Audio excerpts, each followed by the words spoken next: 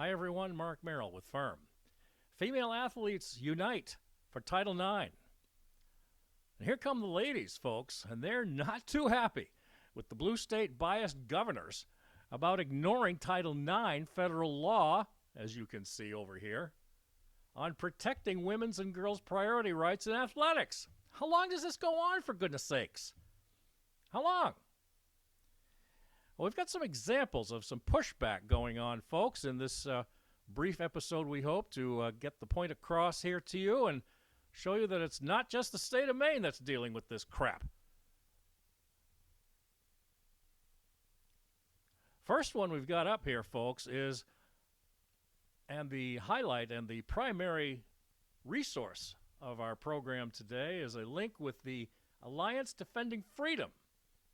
We'll give you a website and link at the end of the program and post on our comments when we're all done. But their report, as we're going to show you in a couple of posted links with details, including the state of Maine and making Janet Mills look like she's got mud on her face, which she should anyway. But the first one you're going to listen to, folks, is the ADF, Alliance Defending Freedom report, is suing Minnesota's Attorney General for those violations of Title IX. So here, the first of quite a few here on Firm today, folks, is the first one from a Fox News excerpt.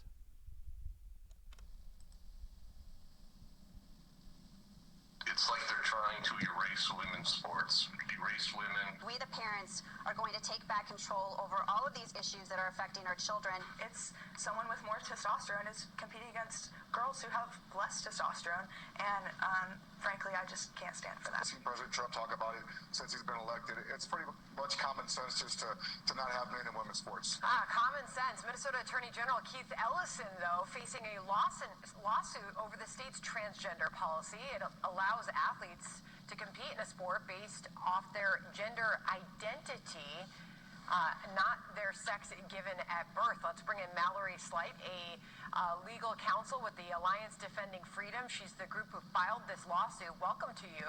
And please do tell us about the lawsuit and what you see the issue with here. Thank you so much for having me today.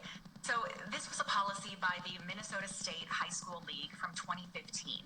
But now, this year, Attorney General Ellison has doubled down on this policy that mandates that male athletes can compete in women's sports against women. We represent Female Athletes United, a group of female athletes and former female athletes across the country. But there are three specific girls who reside in Minnesota who are all amazing softball players who just want the opportunity to compete. They want the opportunity to fairly compete and safely compete. And unfortunately, Attorney General Ellison's policy is preventing them from doing that. So he's responding to this, the Attorney General of Minnesota, Keith Ellison, to this story that your group has brought on the lawsuit for and has told the country about, and that is the softball players who say there's a transgender athlete pitcher, a biological male, who is now on a 14-game winning streak, playing with all of these girls. Well, the Attorney General is responding to the lawsuit and saying this: I believe it's wrong to single out one group of students who already face higher levels of bullying and harassment, he says, and tell these kids they cannot be on a team because of who they are. I will continue to defend the rights of all students to play sports with their friends and peers. To that you say what? We haven't singled out anybody. Really, the athletes that have been singled out are the female athletes. The athletes that are putting themselves at serious risk of injury by just competing against somebody who is significantly taller, larger, stronger than they are. As a side note, folks, noticing here from Firm's point of view, while this lady was talking about the lawsuit, Keith Ellison, you may recall, ladies and gentlemen, not that many years back, Keith Ellison was the head of the National Democratic Party. So no wonder there's all kinds of feuding and hate and bias. He needs to remove himself and recuse himself, as it were, to get away from all of this and have other representation. Boy, how low can you get, Democrats? And lastly, folks, on another note, we will get to the last part, but in line with the state of Minnesota, ladies and gentlemen, 3 Minnesota girls softball players are joining in a lawsuit that allows biological boys on teams. Before we get to some more audio for you here, what's that all about? It is unbelievable, is what it is. An organization, including 3 members, as we said, of high school softball players, females, the softball players, is challenging Minnesota's policy in a new ADF lawsuit. And as we bring that up here, folks, the breakdown on that is that Minnesota's policy of allowing males to compete in girls' sports has deprived girls of opportunities not only for victory and advancement, but also recognition and awards that they've worked pretty much all their lives since they were little. Last year, a male athlete was awarded first team all-state athlete for girls softball, instead of this recognition going to a deserving female athlete. And the unfair cycle will only continue for EG, MS, and EP in the next softball season. They anticipate having to face this male athlete who will likely continue to displace and defeat female athletes in their own sport. This is cruel. How about that for a word? It is downright cruel. Not only is it wrong, it's unconstitutional. The current situation for these 3 female athletes, though, isn't a one-off. It's a state policy. Thanks to the Minnesota State High School League and the state attorney general sign off, as you just heard. Damn, Keith Ellison. Does this guy make his rounds very much, trying to make life miserable for the rest of the country?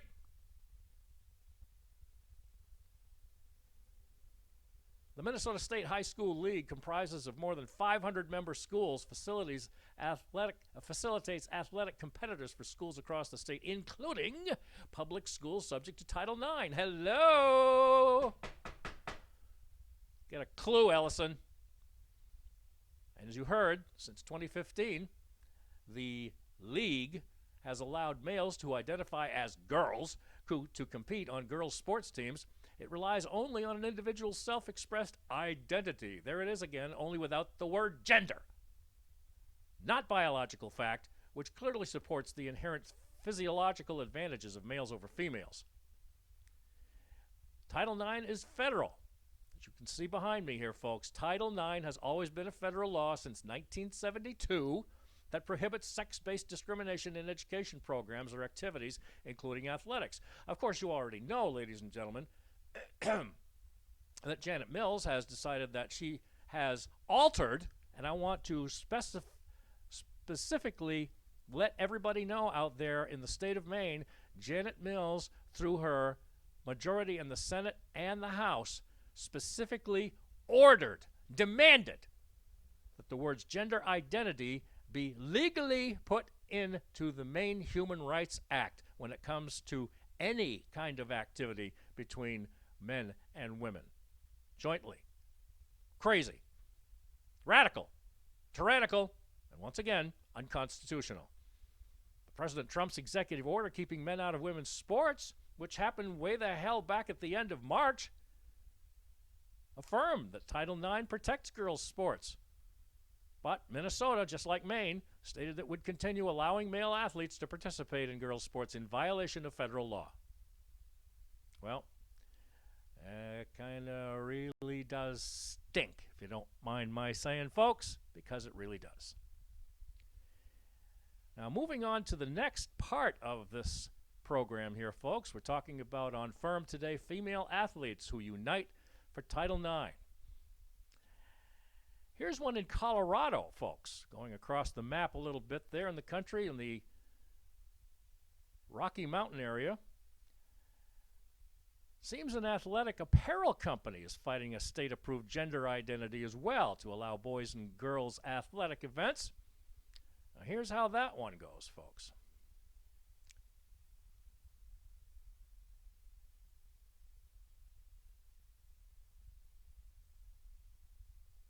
As we get down to it here, Colorado censoring the truth about men and women's sports, but the athletic apparel company, which we'll name shortly here, is fighting back. And here's how that one goes. It's getting crazier and crazier, folks. As time goes by, it just gets more and more crazy.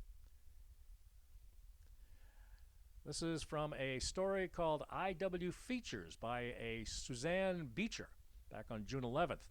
Colorado's new law compels businesses to adopt state-approved language on gender identity, violating free speech and censoring dissent.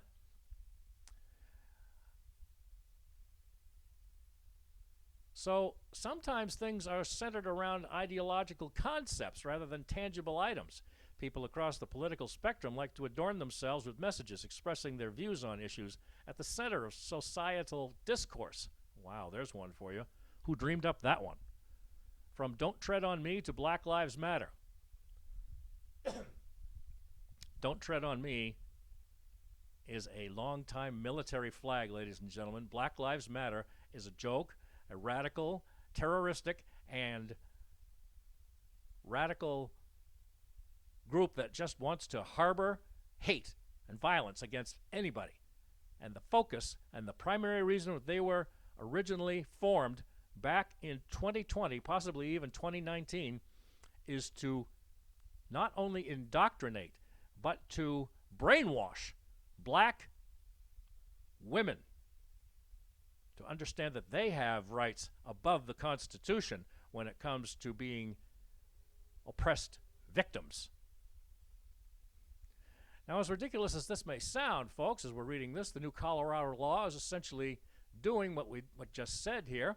What kind of message would Black Lives Matter be if they couldn't say black? How would they market or sell bug spray if a state forced a company to call insects visitors? Jennifer Say is a national gymnastics champion, best-selling author, award-winning documentary filmmaker, and former marketing officer and brand president of Levi Strauss, blue jeans manufacturer. As a female athlete, she quickly took note of the young women who are being forced to compete against male athletes who identify as female. So another program, another athletic organization, we should say, folks, that actually manufactures the brands for both women and men's sports. In March 2024, just a little over a year ago, during Women's History Month, Jennifer launched XXXY Athletics to give women a voice and stand in the gap to deliver a product to keep women's sports for women. On May 16th, Democratic Governor Jared Polis signed HB 25-1312, a policy that amends Colorado Anti-Discrimination Act to define gender expression to include chosen name and how an individual chooses to be addressed. Of course, advertising copy that absurd would never be worth considering, but that's the point. Colorado's Hill censors free speech and is unconstitutional. Bill, I should say. That bill, that LD, is censoring free speech and unconstitutional, and unfortunately, this is par for the course in a state, Colorado, that has quadrupled down on radical gender ideology, already bans counselors from helping clients achieve comfort with their biological sex, and it does this while allowing counselors to encourage teenage boys and girls to live as the opposite sex. Damn.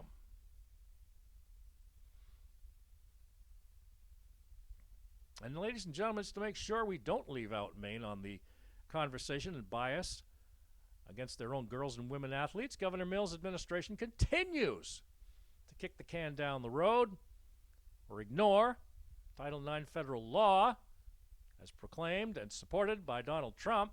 Of course, that's the reason they're ignoring it. No, I don't think they have any bias, ladies and gentlemen. It can't be because Donald Trump represents the Republican Party and Janet Mills is a radical Democrat. Oh, that can't be the reason.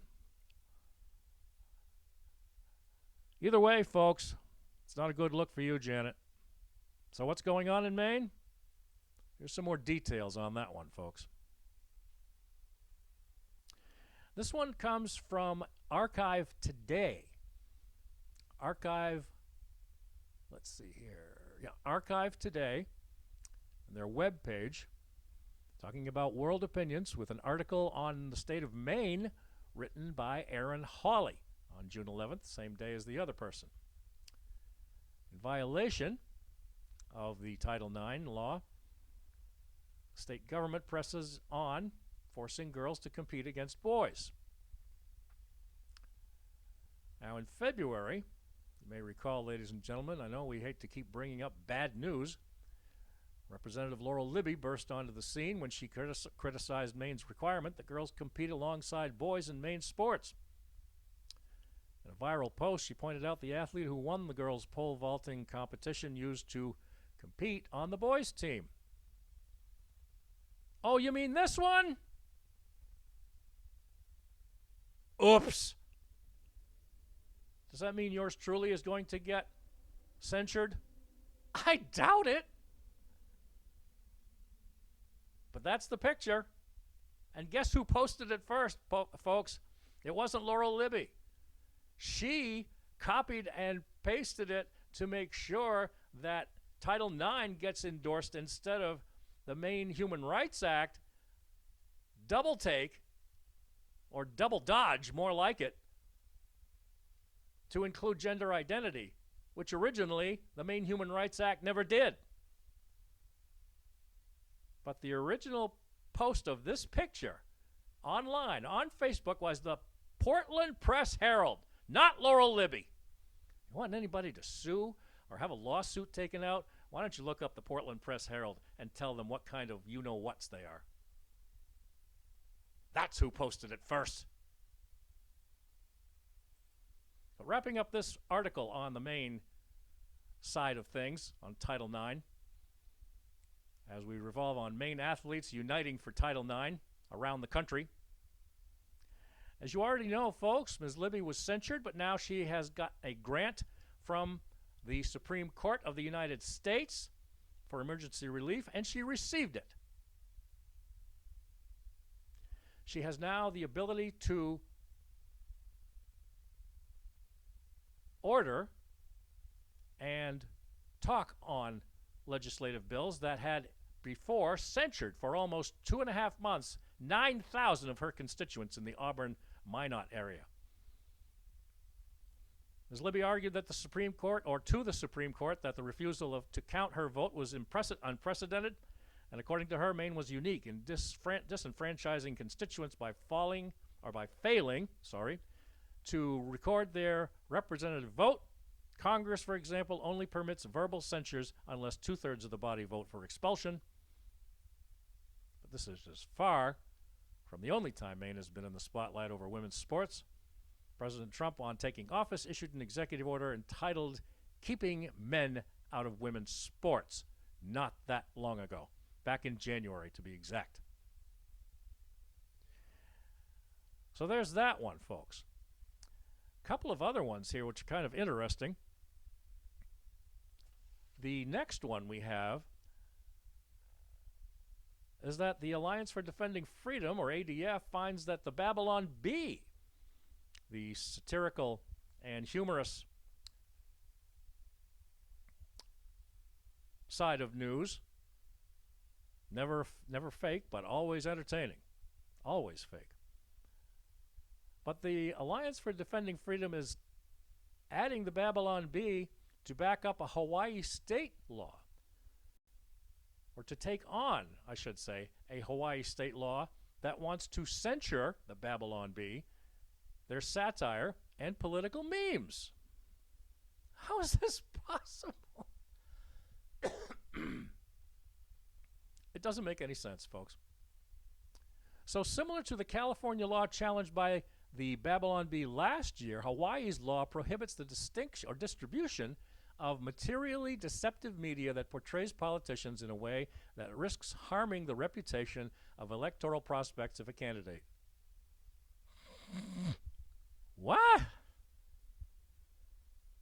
The law also forces distributors of satirical content to post large disclaimers on a satirical nature on the content, destroying the purpose of satire. Violations of the law carry harsh penalties, including jail time, large fines, and lawsuits. Besides the Babylon Bee, it looks like the ADF is also representing Hawaii resident Don O'Brien in that suit. The Daily Wire, you may recall, which is led by Ben Shapiro, has more details on an exclusive story, and we'll give you that one as well as the link for them. But Babylon's CEO Seth Dillon says, quote, "We're used to getting pulled over by the joke police, but comedy isn't a crime. First Amendment protects our right to tell jokes, whether it's election season or not. We'll never stop fighting to defend that freedom." Got to give him credit on that. Thanks for that one, Seth. Lastly, folks, we get to one that we were about to say is lastly. It's a conflict of interest. The ADF attorneys are representing 3 students excluded from college tuition grants because they chose religious majors, studies, instead of other kinds. Oh my goodness! What the hell is next? Speaking of conflict of interest, like Keith Ellison, the ADF attorneys, Alliance Defending Freedom, their attorneys are representing 3 students excluded from college tuition grants because they chose religious major studies. Oh my God! What next?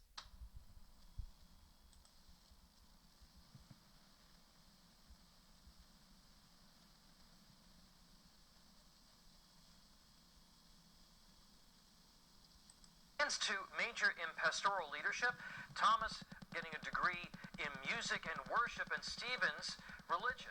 These 3 college students, however, filed a lawsuit against the Commonwealth of Virginia for excluding theological studies from tuition aid. Give us a brief overview of what happened here and how it's possible that the state is going to allow aid for some basket weaving degree, but if it's a faith-related study, not so much. The state of Virginia has a couple of grant programs for students attending. This, ladies and gentlemen, is a Ryan Tucker you'll be hearing next, Senior Counsel and Director for Alliance Defending Freedom, the focus of our podcast today about females and their athletes uniting for Title IX. This is Ryan Tucker, the Senior Counsel and Director of Alliance Defending Freedom.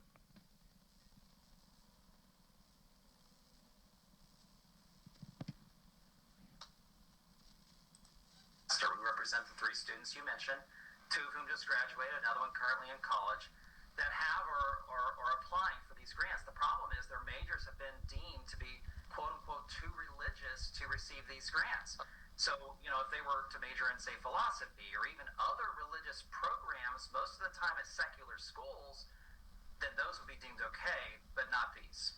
The government can't deny publicly available grants to students because it considers a student's chosen major to be too religious. If they had pursued a different degree, even at the same university, or a quote-unquote approved religion degree at a secular school, then they would have qualified. But they didn't hear, and so we were forced to bring a lawsuit on their behalf. It's a First Amendment issue. The First Amendment prohibits the government from excluding students from public financial assistance because they pursue certain religious programs.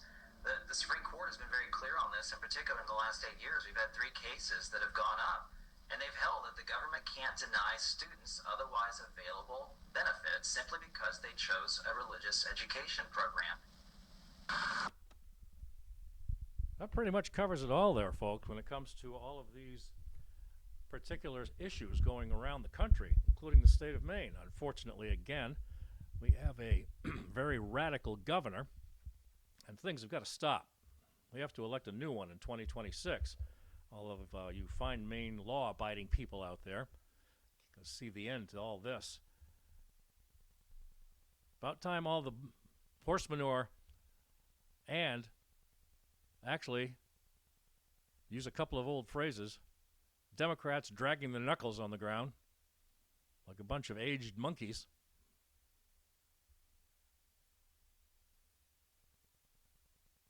kicking the can down the road, waiting for the next shoe to drop. Use anything you want to. And they're trying to do it, folks, without letting go, without appropriating the funds that have been sitting there, waiting to be taken care of. And I understand that just like anybody else who has a budget, whether you have a family or not, or you have a small business, if you don't use the money, guess what?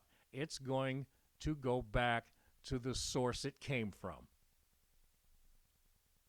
The federal government is not going to wait forever for Janet Mills to make up her mind about whether she's going to file or counterfile a lawsuit against the President of the United States because she doesn't agree with Title IX and only agrees with the Maine Human Rights Act, which she forcefully adjusted the wording to include not only sexual orientation, but gender identity. Just to be a witch. That's the way we feel here at Firm, folks. In the meantime, we thank you for joining us all the time for Firm, Fairness in Reporting Media at gmail.com. Also, on YouTube, Twitter, and our podcasts all the time, 5 to 6 days a week.